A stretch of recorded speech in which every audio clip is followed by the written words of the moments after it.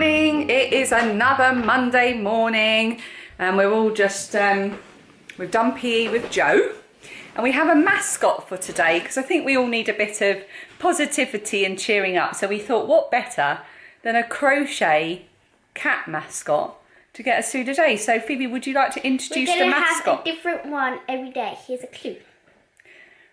This is, what's her name? Caramel. You're going to show her? This is Caramel.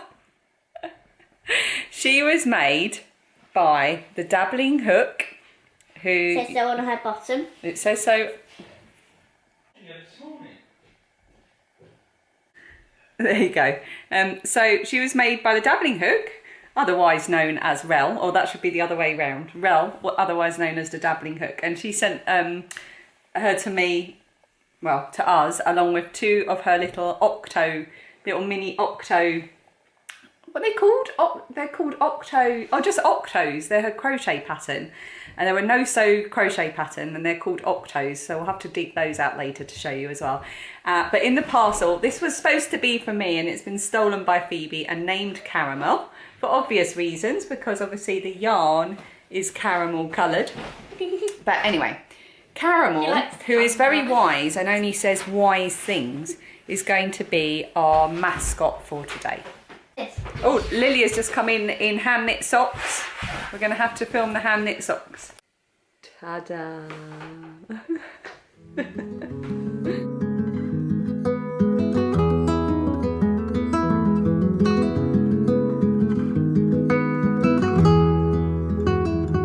It's just coming up to 4 o'clock. I've got about half an hour's work left to do.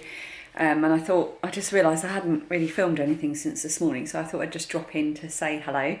It's a relatively normal everyday vlog today. We really are just fitting it into what we can do, and I've just left something over there that I wanted to show you. It's been a homeschooling day. The girls have both been doing their work. I have come up against every single frustrating thing you can possibly imagine. At one point I had to go and sit in the bedroom, shut the door and just cry for 10 minutes because I'm so frustrated and I'm so hormonal. That's not helping. And it was silly things like I had to, just before the lockdown, we had changed our energy supplier for gas and electricity. So that's all been going on behind the scenes, but the billing's not working properly. We haven't got any clear information about why we're being charged, what we're being charged. And I can't talk to anyone. They're not accepting online messages, they're not accepting email contact, and they won't answer the phone unless it's an emergency. So I don't know what to do, and overpaying your bill is apparently not an emergency. So that was a frustrating 45 minutes and I got nowhere. Then we had an email from the school which started going on about, oh, thanks to everyone who signed up for the parent guidance on blah, blah, blah. And I thought, what parent guidance? I haven't had an email about that, and I read everything that comes in, so I've had to try and get in touch with them, which I couldn't. And then I got I ordered something for Next, which was stupid because none of it fit. None of it looked like the picture, and they didn't put a returns label in. So now I have to try and get in contact with them, but guess what? They're not accepting messages either. It's been a frustrating day. Right, I've come upstairs to the bedroom because people kept walking in and out of the kitchen and I was getting all flustered and I'm just basically irritated today. I wanted to share with you a book that arrived today. I ordered this on the recommendation of a lovely viewer of this podcast who lives in Germany. I'd been talking about finishing All the Light We Cannot See by Anthony Doerr and how much I enjoyed reading about the stories, the parallel stories of a French blind girl and a young German soldier, and in part his even younger sister during the Second World War. It was really, really fascinating. Oh, there's a magpie just landed on the roof opposite. That's just what I need. I'm not very superstitious, but magpies for some reason. Good morning, Mr. Magpie. How's your lady wife? Oh, it's flying right this way now. It's like it's haunting me. Anyway, yes, the book. So she recommended this book. It's actually a book written for teenagers. It is Salt to the Sea by Ruta Sepetys. She's an American author. And it tells a fictional story of four well, children, I guess, children from different nationalities who eventually board the Wilhelm Gustloff boat, which was a boat, a real boat that was sunk in the Second World War with 9,000 people on board, and most of them died, and I think about half of them were children. And I'd never heard of it, and the lovely lady that recommended the book said everyone's heard of the Titanic, but very little people have heard of the Wilhelm Gustloff. So this is a really fascinating, this is a good chance for me to find out a bit more about that part of history that I didn't know about. So thank you so much. I'm going to really look forward to reading this, and after I've read it I may well pass it on to Lilia. She does history for GCSE and they're covering the Second World War. And it's something she finds really fascinating. So I think she will read this as well. So thank you. I really appreciate the recommendation. I have a list of books that I was going to read this year, and I think I've read one of them because I keep picking up other books and reading those instead. What's the point of me making lists? Because I just go off piste and I don't pay attention to them. Speaking of lists, I have 2 lists in front of me to remind me of things I want to say. Okay. First of all, there was a lovely viewer of this podcast left a comment. I don't know your real name. I just know your username. And I was talking the other day when I was making salad dressing about how I had a bottle of squeezy honey that had crystallised, so I couldn't squeeze it anymore. And she said, make sure the lid is secure and put it in the top rack of your dishwasher. So I thought, well, I've got nothing to lose because I'm going to have to get rid of the honey because I can't use it, or I'm going to have to try and heat it up. So I might as well give this a go. And I've just taken it out of the dishwasher before I came upstairs, and lo and behold, it's like a miracle. It's worked perfectly. You'll be seeing it as I talk now. I took a little video of it coming out of the top rack of the dishwasher. Miraculous. So make sure that lid is on, cover it up if you have to, stick it in the top rack of the dishwasher when you do a wash. Amazing. The honey is restored. Also, I've got some questions. Laura, you asked, how did Dan's woodshed turn out? I took a little bit of video. So I will show that to you now as I'm talking. What he was doing was, it was about just over double the width, and it was really annoying me because it was too big. And we've been talking for at least 3 years about him reducing it, and he finally did it. It only took him about, I don't know, but it took him an afternoon. And it's all back together and it's a much better size. But the only problem is we've got loads of buckets, gorilla buckets, filled with rubble and bits that we're getting rid of, but we can't take it to the local tip because they're not open at the moment. So it's all just kind of piled up around the woodshed, so it's not looking its most glamorous at the moment. But by the time that's all gone, I'll be able to put pots all around it and so on and so forth. So it turned out great. Thanks for asking. I just wanted to say, Elaine, I don't know if you've seen the responses I've given you to your comments, but the sock along I've been talking about is the ENC Sock It To Me Cow that is being run by Lorraine of Ellie Ness Crafts. It's the Ellie Ness Crafts podcast, and she's also Ellie Ness Crafts on Instagram. So if you're making socks, I think it's running until August. So have fun doing that. Go and join in. It sounds like a really good one, and I think she's got some prizes. Right, what else? Somebody asked... Lucy, I think. Was it Lucy? You asked, what is my job? What do I do at the museum? So I'm an administrator at the museum. I work 2 days a week, and my main job I gather stats on visitor figures and all of those spreadsheety type things. But I also book in all of the visiting school groups that come. So anyone coming as a group or as a school group or as an educational visit, I'm the person that coordinates that and books them in. And on the side, I did all the social media. And now, of course, we don't have an open museum, so I'm not doing any school groups. I'm doing all social media, and that takes up my entire working week. And that's what I do. Who else? Oh, somebody asked for the recipe for the leftover cereal muffins. So... okay, so so I had leftover cereal and I looked up a recipe that used, I think, Weetabix, but I don't use Weetabix because I didn't have leftover Weetabix, and I adjusted the recipe. So I'll try and type it out and put it in the description box below. If I haven't done that, it's because I haven't had time, and I'll just try and remember to show you later in the week instead. So that's about as useful as the Prime Minister's speech last night, isn't it? I'll give you the recipe, but I won't give you the recipe. And if I don't give you the recipe, I will still maybe give you the recipe. Right, Joan, a few days ago asked, do I ever get cross and yell? Now, I do not want to give the impression at all that I am in any way always happy and smiling and engaging with the kids and having lovely dinners and time. That is a small part of my everyday. Yes, I do get cross.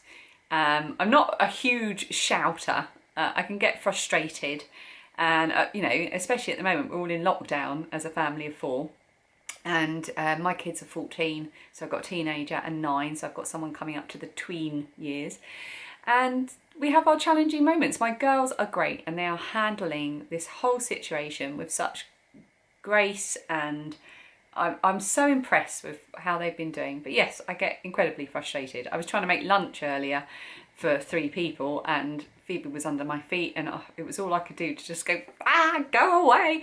But I just sort of say, right, Phoebe, go on, just get out the kitchen for a minute, you're under my feet, and so on. So yes, I do get cross, I do get frustrated. Dan and I do argue. We have some stonking arguments sometimes over the smallest things, hoovering, dishwasher stacking. So yes, I do get cross, and I do yell, but not very often, and usually at Dan rather than kids. Thanks for all your comments regarding my dad the other day. That was really kind of all of you for raising a glass. Someone, Leash, you asked, can I have a look at your oven? It's a bit dirty. Maybe another day. Give me a chance to clean it. And he also asked, do kids in the UK learn about American history? Now, I wasn't sure about this. I certainly didn't when I was at school. I asked the kids earlier, and they said no, they don't. They learn mainly about European history and British history, but they don't, certainly not in primary school, and not in the secondary school that Lilia's in, are they learning about American history. I think you can go on to choose to learn about it at university, but no, I don't think as a matter of course we do learn about American history, but I don't know why. Is there any other questions? No, I think that's everything for now. I just wanted to, yeah, drop in and say hello, and I can now see that I've been talking for almost 9 minutes. Drivel, drivel, boring, boring. I think I just need today to end. I've had enough of today. Meh. Can you see my lobster apron? Phoebe said I should wear it when I was cooking dinner. I just want to show you what I'm about to very quickly do whilst the girls are having showers before bed. So the other day I spoke about choosing fabrics for a couple of dodgy bags that I'm going to make for the dodgy bag MAL, which is running at the moment from the 1st of May to the 1st of June. I'm running it with Crochet Luna, lovely Claudia. So I was just going to have a look at my fabrics. I know I've got a good amount of both of these colour fabrics, but the denim I'm just looking at, and I can see that I don't have very much, so I was just going to give it a measure to see what I can get out of it, because I did the dodgy bag tutorial. If you look back on the videos on my channel, I did a tutorial a couple of weeks ago on how to make a simple drawstring bag, and I gave the measurements that I use for sort of my favourite size. It's a good project bag for knitting or crochet, and it's 11 wide, and then for the bottom, from memory, what one did I do? I think for the bottom I did something like 7 inches, and as you can see I'm not going to get 2 lots of 7 inches. So I'm going to make what I can make with this piece of fabric. So I'm just going to do a bit of measuring, and then I'm going to come back and show you what I've got. Right, I've measured it, and as you can see, where I've marked, I've used every last bit I can get right up to the seam here, and as near to the edge here that I can use. These are the lines I've marked out. And it's 11.3 long. Hang on, let's turn it around the right way. It'll be 11.3 wide. And then each panel is going to be 4.2 inches, this is, deep. So what I'm going to do is cut that out, and I'm just going to work with it. But I'm going to do another little tutorial for what to do in this instance. And I might show you how I do zips, although I'm even less of an expert about that than I am with drawstring. Right, those are cut out ready, so I'm definitely going to film another little tutorial, I think. So I'll leave those for when I get the time to do that this week. And someone asked in the comments yesterday, don't worry, we will be cutting up Dan's old trousers to make the bottom of another bag as well. We have not seen the last of Dan's old trousers. And of course I've got these two yellow contrasting fabrics that I've chosen. I'm not sure which is going to go with which yet. But then over here, I was having a little clear up in our bedroom and I found this. This was a gift from lovely Jo. I can't pick it up one-handed. Of Jo Pickle Lily. Hang on, let's get the thing. picklelily.co.uk. Handmade by Pickle Lily. Now I had bumped into Jo a few times at knitting festivals. I've got a couple of her bags and I met her, not the last festival I went to, but the one before. I met her at both, but the one before, she gave me this. She gave me one as a prize and one for me, and it was stuffed full. It's one of her mystery boxes and I would highly recommend it. This is only a couple of the things that are in there.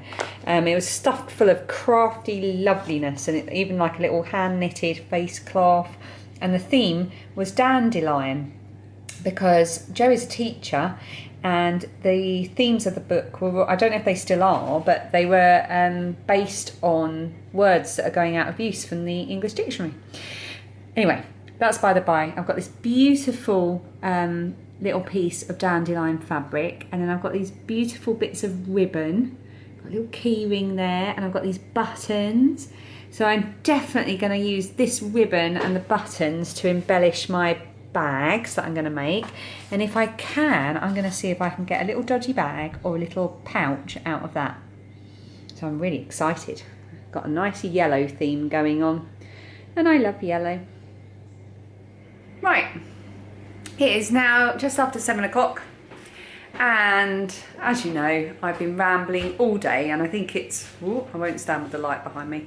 I think it's about time I shut up, quite frankly, because I'm boring myself. And I know it's Monday, but because of the way I'm feeling, this is what I'm currently doing. So cheers to you all, good riddance to Monday, and I'll see you tomorrow.